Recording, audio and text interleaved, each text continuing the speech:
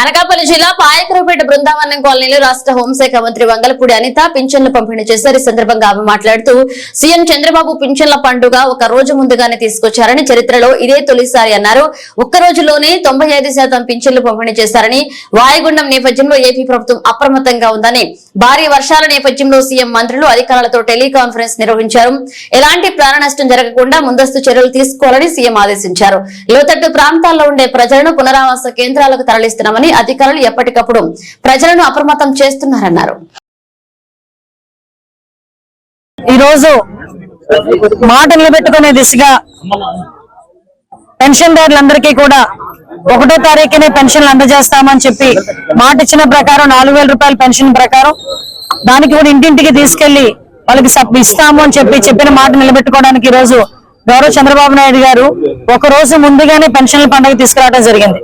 ఎందుకు ఈ మాట చెప్తున్నానంటే 1వ తారీఖు ఆదివారం వచ్చింది.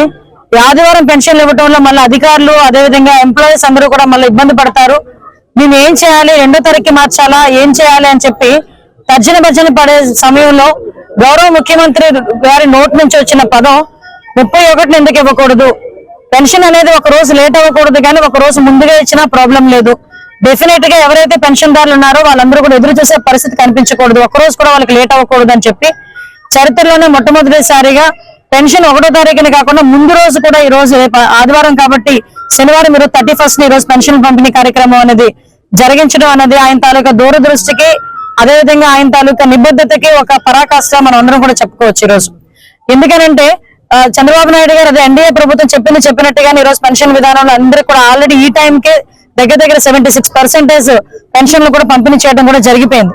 అంటే ఒక రోజులోనే దగ్గర 95% పెన్షన్లు పంపిణీ చేసిన పరిస్థితి కూడా ఈ రోజు రాష్ట్ర ప్రభుత్వానికి ఉందంటే రాష్ట్ర ప్రభుత్వం తాలూకా ఎన్డీఏ ప్రభుత్వం తాలూకా నిబద్ధత ఎంతవరకు ఉందో మనందరం కూడా తెలుసుకోవచ్చు. అదేవిధంగా ఈ రోజు ఇందాకే మనకి ఎప్పుడైతే ఈ 3 రోజుల కాలంలో రాష్ట్రంలోని భారీ వర్షాలు మన అందరికీ కూడా తెలుసు. ఈ భారీ వర్షాల కారణంగా ఎక్కడా కూడా ఎటువంటి ఇబ్బంది కలగకూడదనే ఉద్దేశంతో ఇప్పుడే గౌరవ ముఖ్యమంత్రి గారు అందరు ఎమ్మెల్యేలతోని మంత్రులతోని అందరితోని కూడా ఇప్పుడు టెలికాన్ఫరెన్స్ కలెక్టర్లతో అందరితో కూడా టెలికాన్ఫరెన్స్ తీసుకున్నారు.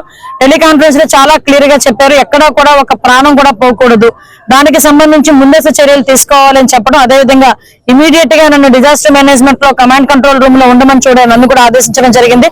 నేను ఇక్కడ నుంచి డైరెక్ట్ గా ఇప్పుడు కమాండ్ కంట్రోల్ రూమ్ కూడా వెళ్ళడం జరుగుతుంది. అంటే ఎక్కడ కూడా ఈ వరదల వల్ల కానీ ఇప్పుడు ఎక్కడైతే రిజర్వాయర్లు నిండిపోయి ఉన్నాయో అక్కడ కూడా అలర్ట్ చేయడం కానీ, ఎక్కడైనా చెరువు గట్లు కానీ ఎక్కడైనా ఇబ్బంది పడే పరిస్థితి ఉంటే అక్కడ నుంచి పునరావాస కేంద్రాలు పంపించడం కానీ, ఈ రాబోయే 2 రోజుల్లో వర్షపాతం ఎంతవరకు నమోదవుతుందన్నది ఇమీడియట్ గా ముందే తెలుసుకుని ప్రజలను అప్రమత్తం చేయడంలో కలెక్టర్లందరినీ కూడా ఇమీడియట్ గా వాళ్ళ ప్లేసులను ఉంచడం జరిగింది. ఆల్ డిపార్ట్మెంట్స్ ని ఇప్పుడున్న సిచ్యువేషన్ దృష్ట్యా అందరినీ కూడా ఎవరి ప్లేస్ లో వాళ్ళని అలర్ట్ గా ఉండమని చెప్పడం కూడా జరిగింది, ఆదేశించడం జరిగింది.